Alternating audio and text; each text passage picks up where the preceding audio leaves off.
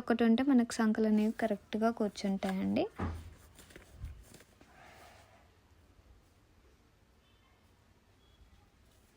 Next నేను ఖర్చుకి అలా పెట్టుకున్నాను.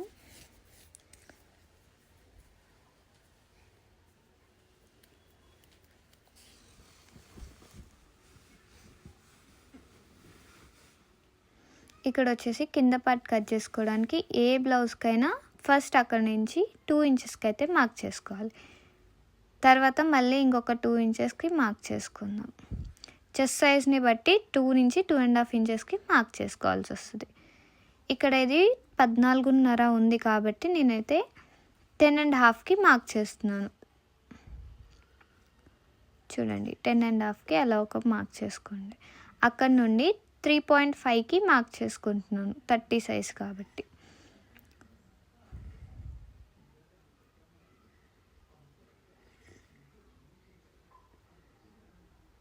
ఆ తర్వాత కర్వ్ స్కేల్ తీసుకోండి.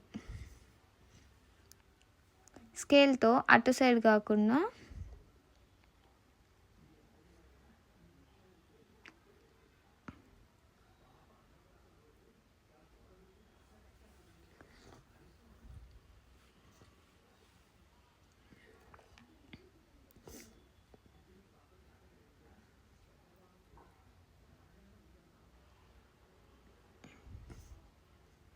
వీడియోలో చూపిస్తున్నట్టు ఒక లైన్ అయితే డ్రా చేసుకోండి.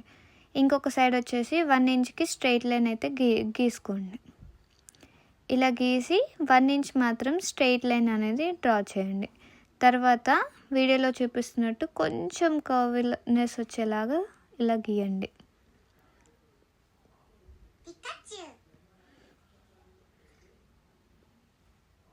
తర్వాత కర్వ్ స్కేల్ నుంచి మనం ఒక స్ట్రైట్ లైన్ గీసాం కదా, అక్కడి నుంచి సంక దాకా ఒక కర్వ్ అనేది వచ్చేలాగా గీసుకోండి.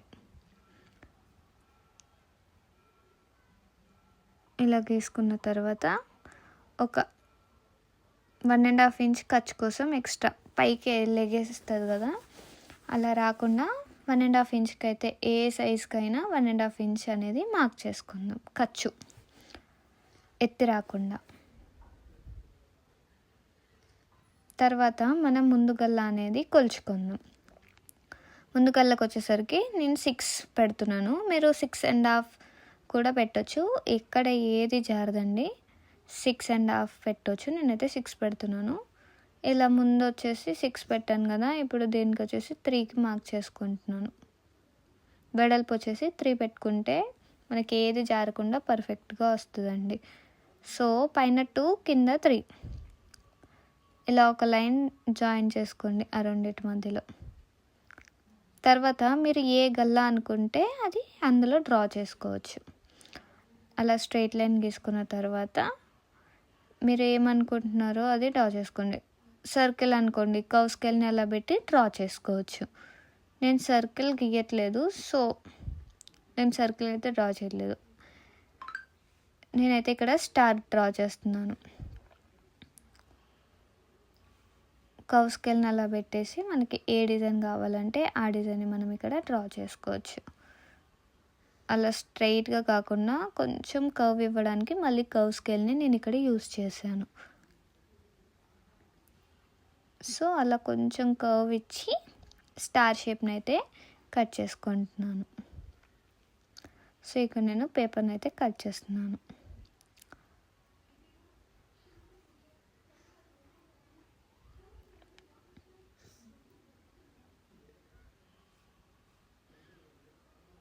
పేపర్ని కట్ చేసుకున్న తర్వాత మనం ఒక 1/2 ఇంచ్ అక్కడ పెట్టుకోవాలి. ఇక్కడ ఒక 1/2 ఇంచ్ మార్క్ చేసుకొని ఒక స్ట్రైట్ లైన్ అనేది జాయిన్ చేసుకోవాలి మధ్యలో. చూడండి నేను ఎలా జాయిన్ చేస్తున్నాను. అలాగా ఒక లైన్ అనేది డ్రాయింగ్ చేసి ఇప్పుడు పెట్టుకున్నాం కదా కట్స్, అవి 2 కట్ చేసేయండి. ఇక్కడ 1/2 ఇంచ్ తోటి లేదా 1 ఇంచ్ అయినా చేసుకోవచ్చు, లెగవ్వకుండా అది. సో నేనైతే 1/2 ఇంచ్కే పెట్టుకున్నాను. అక్కడ నుంచి స్ట్రైట్గా కట్ చేయండి.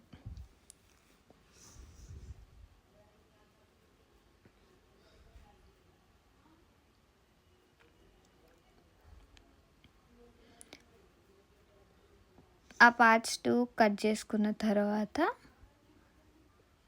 సంఖ భాగం సరిగ్గా రావాలంటే ఒక పావు ఇంచుకి ఇక్కడ మార్క్ చేసుకొని నేను వీడియోలో చూపిస్తున్నట్టు కట్ చేయండి. అప్పుడు మనకి ముడత అనేది రాదనమాట. సో అలా కట్ చేసుకోండి. ఇలా కట్ చేసుకొని నీట్గా పెట్టేసేయండి. ఇప్పుడు మనకి ప్రిన్స్ కట్ అయితే కరెక్ట్గా కట్ చేసుకున్నాం. సో నెక్స్ట్ అది లైనింగ్ పైన పెట్టి మార్కింగ్ చేసుకోండి.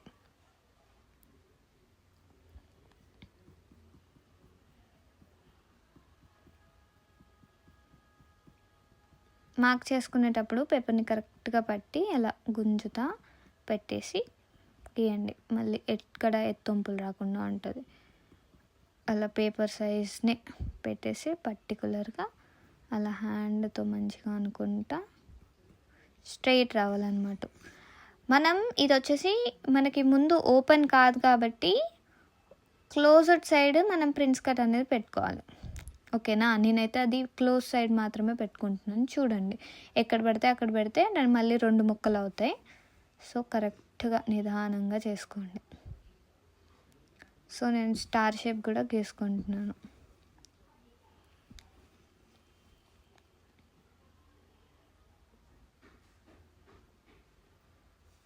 అలా గీసుకొని కొంచెం పేపర్ని ముందుకు అనేసి మనకి అంటే మనం స్టిచ్చింగ్ చేస్తాం కదా, అక్కడ ఏం రాకుండా ఉండాలంటే కొంచెం ముందుకని అలా గీసుకోండి. గీసుకొని మళ్ళీ ఇప్పుడు మనకి క్రాస్ కావాలంటే క్రాస్ పెట్టుకోండి ప్రిన్స్ కట్, లేదంటే స్ట్రైట్ కావాలంటే స్ట్రైట్ పెట్టుకోండి. ఎలా పెట్టినా నీట్గా వస్తుందండి. సో దాన్ని కూడా యాజ్ ఇట్ ఈస్ మార్క్ చేసుకోండి.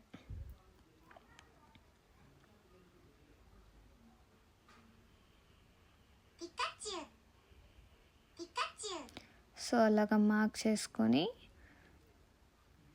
నీట్గా మార్క్ చేసుకోండి కరెక్ట్గా హ్యాండ్ అనేది. లేకపోతే మీకు పిన్స్ దొరుకుతాయి, ఆ పిన్స్ ఈ పేపర్కి పెట్టుకొని కూడా మార్క్ చేసుకోవచ్చు.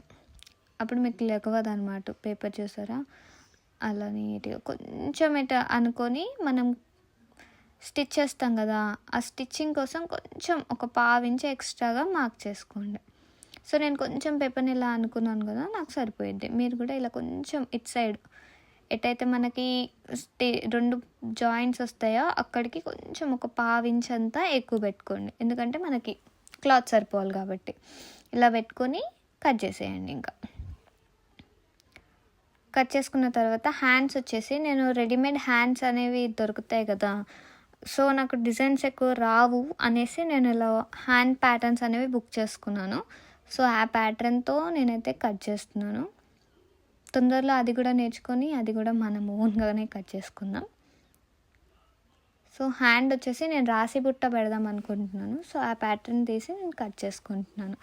వీళ్ళే లోతు ఇవన్నీ ఇచ్చారు. సో ఆ ప్రకారంగా నేనైతే కట్ చేసుకుంటున్నాను. హైట్ చూసుకొని దాన్ని కట్ చేసేయండి. సో డాట్ వచ్చేసి మనం అలా డాట్స్ పెట్టడం అందరికీ వచ్చు, బట్ ఆ మార్కింగ్ దగ్గరికి అలా పెట్టేసి వీడియోలో చూపిస్తున్నట్టు డాట్స్ అనేవి డ్రా చేయండి. ఎవరికైనా వెనకాల డాట్ వచ్చేసి 4 ఇంచెస్ పెట్టండి. 15 ఇంచెస్ కంటే ఎక్కువ ఉంటే 4.5 పెట్టుకుంటే సరిపోయేది. సో పావు ఇంచు లాగా డాట్ అనేది మార్క్ చేసుకుందాం. ఇక్కడ ఒక చిన్న మిస్టేక్ ఏంటంటే నేను డాట్స్కి పెట్టుకోలేదు. నేను అక్కడ మాత్రం బట్ అనేది జాయిన్ చేస్తాను ఈ ఎడ్జెస్లో. అప్పుడు నాకు అంతా సెట్ అయిపోయింది. ఒక లైన్ అలా స్ట్రైట్ లైన్ గీసుకొని క్రాస్లో ఆ 2 లైన్స్ అనేది గీసుకుందాం. ఇలా గీసుకొని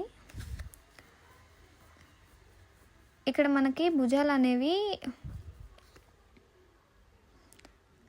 లైనింగ్ అలా ప్లేస్ చేసుకొని నాకు 2 సైడ్ బార్డర్ ఉంది కాబట్టి నేను 2 ఇట్లా ఫోల్డ్ చేసుకొని కట్ చేసుకుంటున్నాను. మీరు ఆ విధంగానే కట్ చేసుకోండి. తర్వాత మనం కరెక్ట్గా ప్లేస్ చేసుకొని ఇలా ఫోల్డ్ చేసుకుంటే సరిపోయింది. మనకి ఈరోజు కటింగ్ అయితే అయిపోయిందండి. నెక్స్ట్ వీడియోలో దీని స్టిచ్చింగ్ ఎలా చేస్తామో చూద్దాం. Thank you for watching. Video నచ్చితే లైక్, షేర్ అండ్ సబ్స్క్రైబ్.